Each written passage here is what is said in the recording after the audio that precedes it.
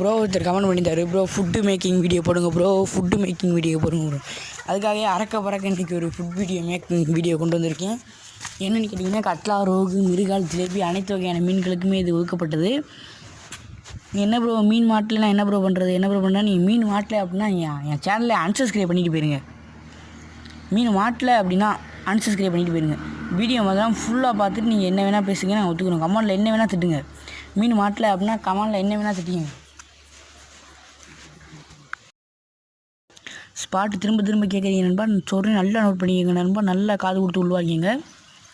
சிவகங்கை மாவட்டம், திருப்பத்தூர் வட்டம், திருக்கோஷ்டியூர் தாலுகாவிலிருந்து பட்டமகம் என்கிற ஒரு கிராமம் அருகே உள்ள பண்ணைத்திருத்தி என்கிற ஒரு ஏரியா.